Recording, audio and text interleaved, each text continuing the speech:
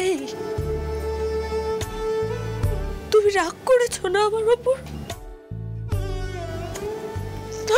তুমি বিশ্বাস করো, আমি আমি এক মুহূর্তের জন্য অন্য কাউকে বিয়ে করার কথা আমি ভাবিওনি, দাদা। আমার জীবনে শুধু তুমি আছো তথা, বিশ্বাস করো আমার জীবনে শুধু তুমি আছো, আর কেউ না, শুধু তুমি আছো।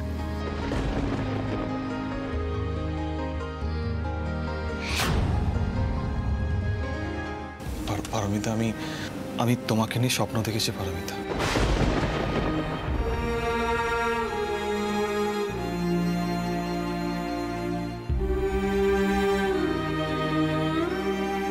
না না না না, আমি আর অংশুর সাথে কোনোদিনও দেখা করবো না, কোনোদিনও দেখা করবো না। ও কলেজ জীবনে আমাকে ভালোবাসতো, আজকে এত বছর পর এই বয়সে এসে এইসব কথা বলা চলে? হ্যাঁ,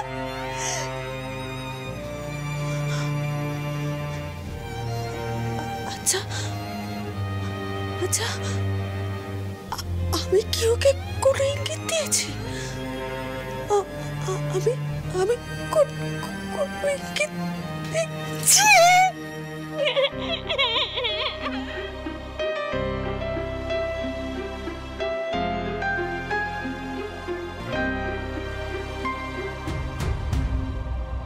পারো,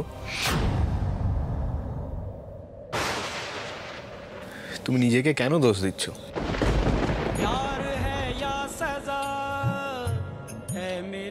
তুমি যদি অংশুমানের সাথে নতুন জীবন শুরু করো তাহলে সব থেকে বেশি খুশি হব আমি,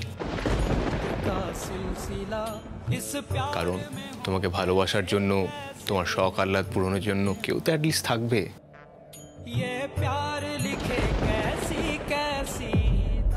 তথা তথা তথা,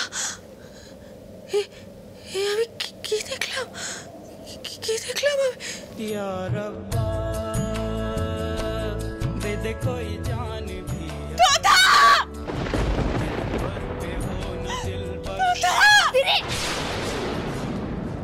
দিদি কি হলো? স্যার, একবার দরজাটা খুলুন। স্যার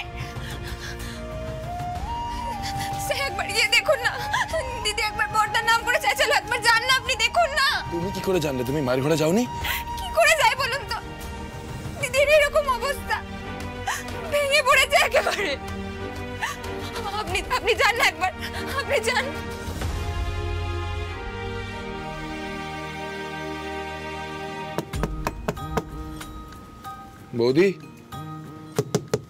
বৌদি, ঠিক আছো তুমি? সব ঠিক আছে ভাই, সব ঠিক আছে। আমাকে একটু একা ছেড়ে দাও না গো।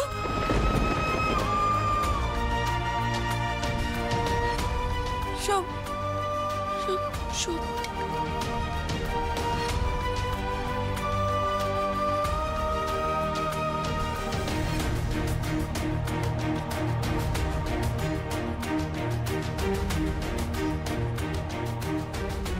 সব ঠিক আছে পুলকি, ঘরে যাও, গিয়ে শুয়ে পড়ো, কাল সকালে জগিংয়ে যাবো। আর জেগে দেখো না, শুয়ে পড়ো এবার, যাও যাও।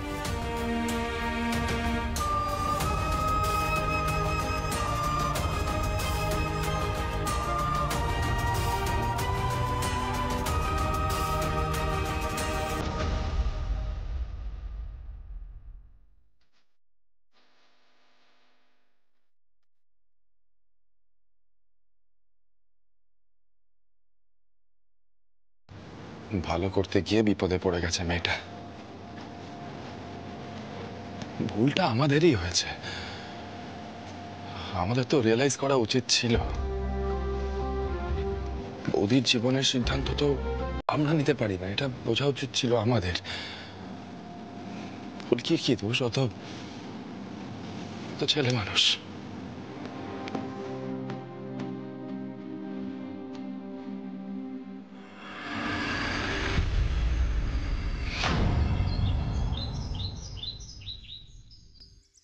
স্যার, আপনি আমার উপর খুব রেগে আছেন তাই না? কেন? রাগ করার মতো আবার নতুন কিছু করেছো নাকি? আমি দিদি আর দাদা ভাইকে খুব কষ্ট দিয়ে ফেলেছি তাই না? আপনি ঠিকই বলেন, ফুলকি দাস অনেক সময় ভুল কাজ করে বসে। আমি তো ভেবেছিলাম দুজনেই খুশি হবে স্যার। ওই কেঁদো না, চোখ মোছো,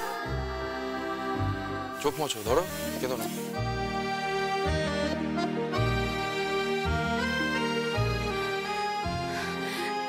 স্যার কি করবো বলুন তো, কাল থেকে কান্না পেয়ে যাচ্ছে, কিছুতেই সামলাতে পারছি না আমি। তোমার কান্না একটু তাড়াতাড়ি পায়, আবার ভুলেও যাও তাড়াতাড়ি। কি আর বলবো, তবে হ্যাঁ ফুলকি, দয়া করে এখন এই অংশুদার বৌদির বিষয়টা নিয়ে এগোতে চাও না। আমি জানি ওরা দুজনে আমার উপর রেগে আছে, হয়তো, কিন্তু ফুলকি ওরা দুজনেই তো তোমাকে খুব ভালোবাসে, রেগে থাকতে পারবে না বেশিক্ষণ। আর আপনি তো আমাকে ভালোবাসেন না, আপনি নিশ্চয়ই রেগে আছেন আমার উপর। মহা দুষ্টু মেয়ে, চাইছে আমি বলি যে আমি ওকে ভালোবাসি। মা কালী, স্যার কিছু বলছে না কেন বলো তো? একবার তো বলতে পারে, ফুলকি আমিও তোমাকে ভালোবাসি, আমিও রেগে নেই তোমার উপর। একটা কথা বলবো? আপনি আগে আমার প্রশ্নের উত্তর দিন স্যার, আপনি তো আমাকে ভালোবাসেন না, আপনি নিশ্চয়ই রেগে আছেন আমার উপর। তোমার ইন্টেনশন যেহেতু ভালো ছিল, তাই আমিও তোমার উপর রেগে থাকতে পারছি না। হয়েছে, চলো এবার জিলিপি কিনবো। ব্যাস হয়ে গেল, আর করতে হবে না, ঠিকই শুনেছ, জিলিপি কিনবো। বৌদি ভালোবাসে জিলিপি খেতে, চা দিয়ে গরম গরম জিলিপি, একটু উইয়ার্ড কম্বিনেশন জানি, তবু খেতে ভালোবাসে বৌদি। দাদাকে দেখতাম বৌদির জন্য মাঝে মাঝে জিলিপি কিনে নিয়ে আসতো। আজ আমি জিলিপি নিয়ে যাব। শোনো, বাড়ি ফিরে তুমি আগে চেঞ্জ করে চা বানাবে, আর আমি জিলিপি সার্ভ করবো। বৌদি গলে জল হয়ে যাবে। যা হবার হয়ে গেছে ফুলকি, আবার সবটা নতুন করে শুরু করতে হবে আমাদের, ওকে? আর দাদা ভাই যে বললো অনেক দূরে চলে যাবে। ফুলকি, একসঙ্গে সব দিক সামাল দেওয়া যায় না। আমি ফোন করবো অংশুদাকে, তবে অংশুদা যদি কয়েকদিন একটু কোথাও ঘুরে আসে ভালোই হবে। এমনিতেও এখন যা অবস্থা, অংশুদা বৌদিকে ফেস করতে পারবে বলে আমার মনে হয় না। চলো এবার, এসো।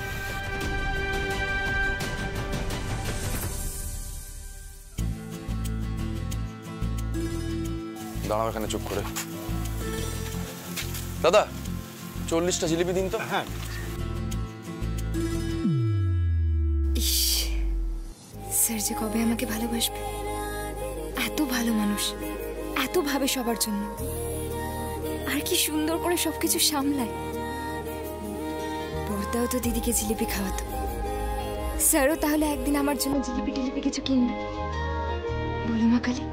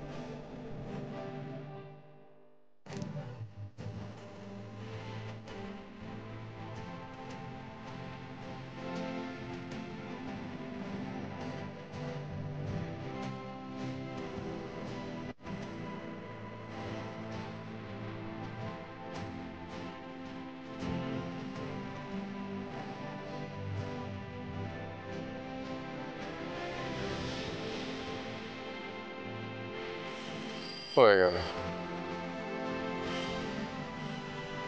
এই মুখে মাছি ঢুকে যাবে তো। কেনা হয়ে গেছে? আগে হ্যাঁ ম্যাডাম, হয়ে গেছে জিলিপি কেনা। বাড়ি যাওয়া যাক এবার। স্বপ্ন দেখছিলে দাঁড়িয়ে দাঁড়িয়ে? হ্যাঁ শোনো ফুলকি, তুমি যদি স্বপ্ন দেখে থাকো যে তোমার স্যার তোমাকে নিয়ে ছুটতে বেরিয়ে তোমাকে আদর করে জিলিপি খাইয়ে দিচ্ছে, দেন ফর ইউর কাইন্ড ইনফরমেশন এই স্বপ্নটা কোনোদিনও সত্যি হবে না ফুলকি দাস। ওকে?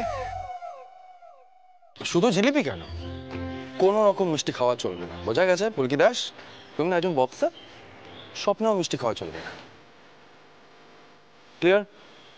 এসো। ধুর মা কালী, আমি যে সব স্বপ্ন কেন দেখি কে জানে, বাস্তবে ফিরে তো সব স্যার ভেঙেই দেবে। আমার স্বপ্ন তো দেখাতে পারো যেটা কোনো না কোনো দিন সত্যি হবে, কিন্তু না, তুমি তো ফুলকি দাসকে কম জ্বালাতন করো না। আর আমি কিছু নালিশ করলে তখন এসে চল মারো।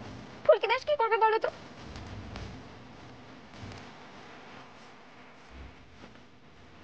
কি হলো, আসতে বললাম তো। হ্যাঁ আসছি।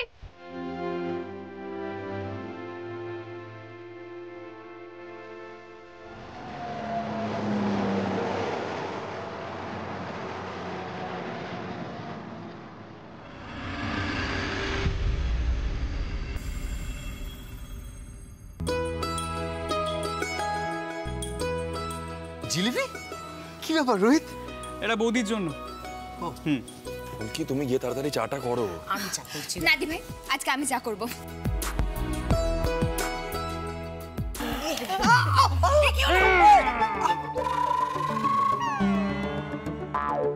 তোর গ্রিপটা তো শক্ত না। উফ, আমি তো একটা জিলিপি নিতে যাচ্ছিলাম রে বাবা, এক কামড় খেতাম। কেন? বলেছিলাম তোর বৌদির জন্য। আগে বৌদি খাবে, তারপর সকলে আমরা খাবো। ওকে ওকে ঠিক আছে, আমি খাচ্ছি না। ছাড়, খাচ্ছি না। উফ, হাতটা ব্যথা করে দিল করে। আরে তমাল দাদা, বক্সিং করা হাত, অন্যের যে কতটা ব্যথা লাগছে সেটা স্যার কি করে বুঝবে?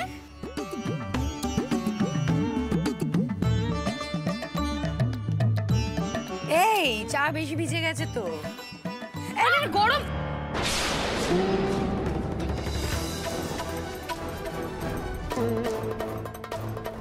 গরম এরকম ভাবে কেউ ধরে নাকি? কি হলো দেখি? সাবধানে কাজ করতে পারো না, একটা কাণ্ড বাঁধাবে এই মেয়ে।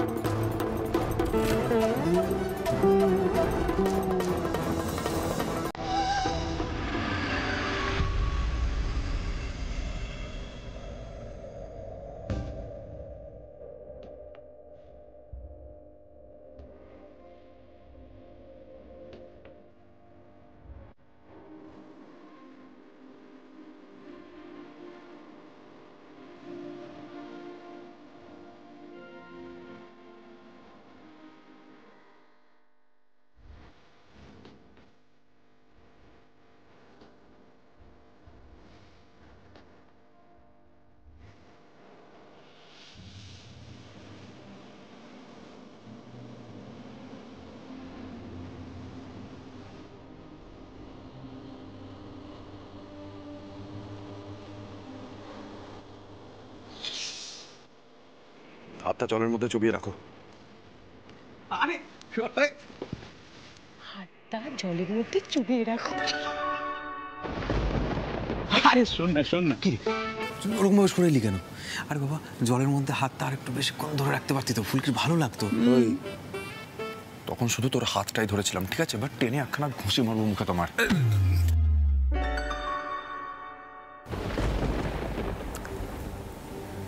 শালিনী,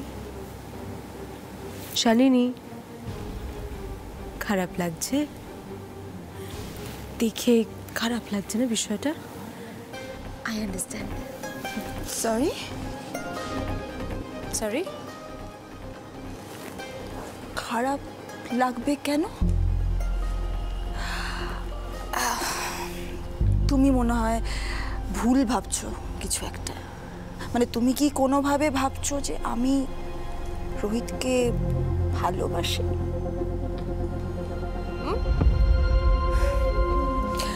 রোহিত ফুলকিকে আলাদা করা যাচ্ছে না, এটা প্রবলেম।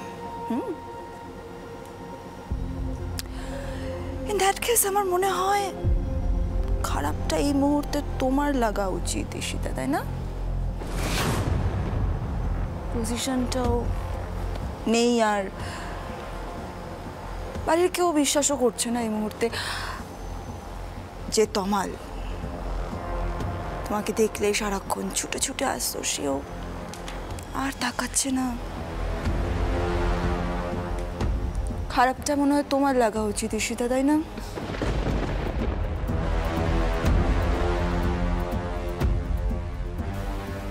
আমারও দিন আসবে শালিনী, আমারও দিন আসবে, সেদিন দেখিয়ে দেবো কার খারাপ লাগছে।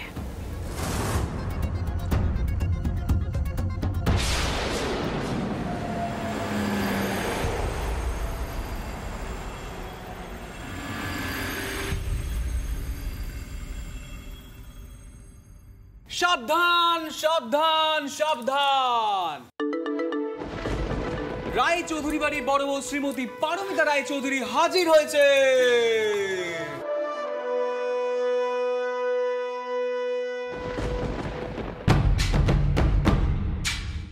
এইসব আবার কি নতুন নাটক শুরু হয়েছে?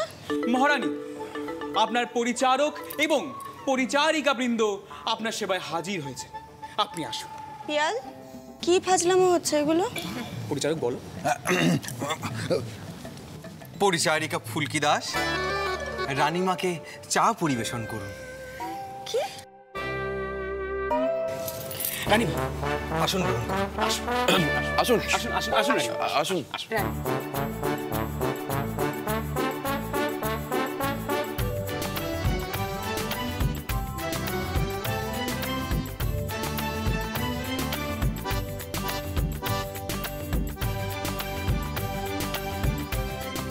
পরিচারক রোহিত, রানীমার প্রিয় মিষ্টান্ন পরিবেশন করুন।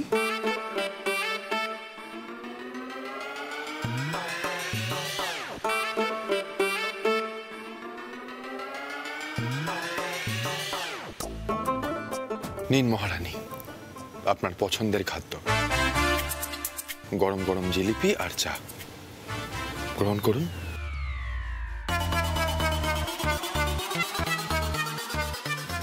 এটা কার বুদ্ধি?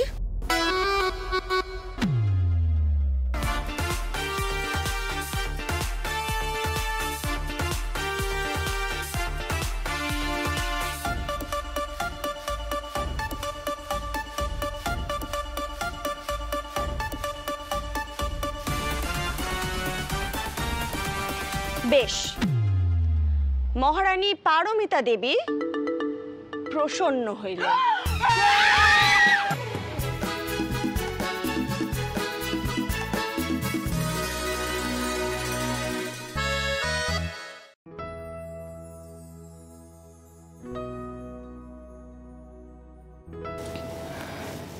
ফুলকির মনটা খারাপ হয়ে আছে না?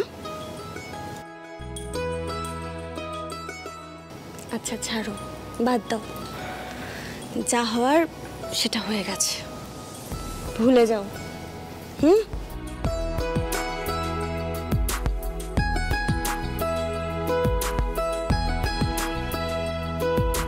ভাই, থ্যাংক ইউ।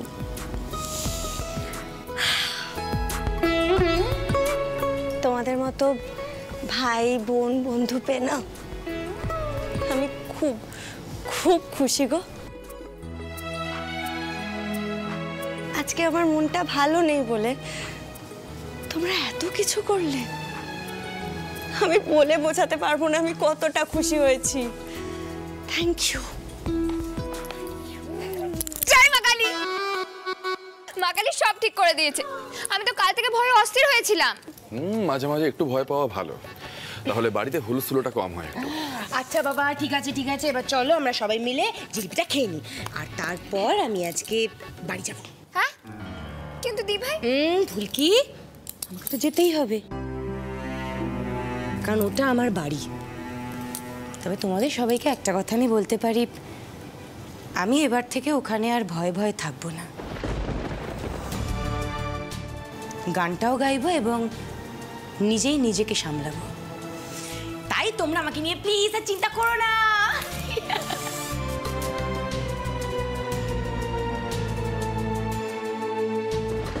সব কটা পাশা কেমন পাল্টে পাল্টে যাচ্ছে। আমি বেশ বুঝতে পারছি ওই গাইয়া ভূত সিলিন্ডার তোলা ফুলকি দাস বাড়ির সবার মধ্যেই আলোর ফুলকি জ্বালাচ্ছে। কিছুতেই ফুলকিটাকে নেভানো যাচ্ছে না।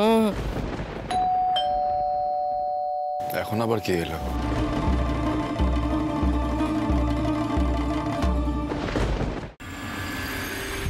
আরে শিবেন বাবু, আপনি? একটা কাজ আছে রোহিত।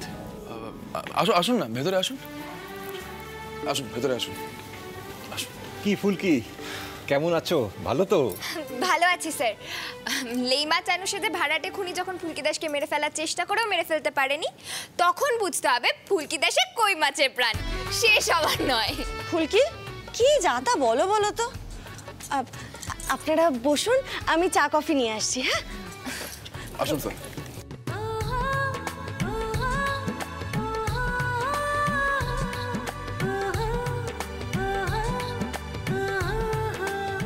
বলুন, কি কাজের কথা বলবেন বলছিলেন? ফুলকি, তোমাদের মতো নতুন প্রতিভা যাতে সব ধরনের পরিস্থিতির মোকাবেলা করতে পারে সেই রকমই একটা ব্যবস্থা করার জন্য আজ এসেছি। রোহিতবাবু, বক্সিং অ্যাসোসিয়েশন আপনার ওপর থেকে সমস্ত ব্যান তুলে নিয়েছে, সেটা সকলে জেনেছে। আপনি তো বলেছেন যে আপনি আর অ্যাক্টিভ বক্সিংয়ে ফেরত আসবেন না, ফুলকির মতো ছাত্রীদের তৈরি করবেন, কি তাই তো? হ্যাঁ, সেরকম ইচ্ছেই তো আছে, কিন্তু এই কথাগুলো কেন উঠছে আমি বুঝতে পারছি না ঠিক। আসলে আমার সঙ্গে অনুপম বাবুর কথা হয়েছে। অ্যাকচুয়ালি উনি আজকে আসতেন, কিন্তু একটু কাজে আটকে পড়েছেন। অনুপম বাবু চাইছেন যে আপনি একটা বক্সিং একাডেমি খুলুন মেদিনীপুরেই। আমরা সকলে আপনার পেছনে আছি।